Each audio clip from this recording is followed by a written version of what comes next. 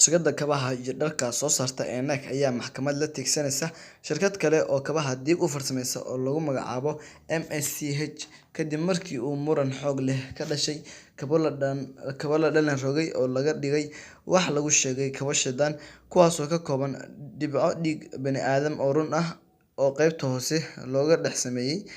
Kabaha oo noocoodu yahay nooca lagu jimicsado ayaa hoos looga qoray erayo ay ka mid yihiin Lucky 10-18 iyadoo la isticmaalayo kabaha Nike ee noocoodu yahay Air Max. Qiimahooda ayaa waxaa la siinayay $1,000 oo dhigmata €740. Shirkadda MSCHF ayaa Isniintii markii ugu horeysay suuqa ku soo bandhigtay 666 joog oo kabahaas ah, waxaana uu xayeysiiyay fanaanka heesaha raabka sameeya ee la yiraahdo Lil Nas. Waxay mas'uuliyiinta shirkaddani sheegeen dhammaanba in kabihii looga wada iibsaday wax ka yar hal daqiiqo gudaheed. Hase yeeshee, Nike ayaa sheegaysa in lagu xadgudbay shuruucdeeda ganacsi.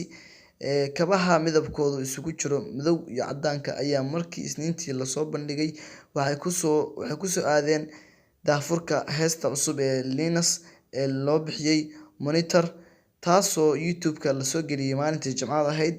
Inta ay heesta socotay ayuu fanaanku ku soo qaatay waxyaabo kabaha la xiriiray, uuna leeyahay "Shaydaan."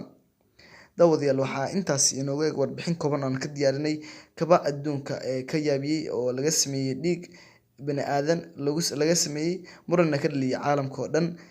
Daawadayaal, waxaan la socodsiinay anigoo ah Maxamed Cabdilcasiis Maxamed Soomaali, waxaana kala socoteen TV-ga Somali Official. Waana ku mahadsantihiin sida quruxda badan ee aad mar waliba uga falcelisaan muuqaalada aan idin soo gelino boggeena YouTube-ka.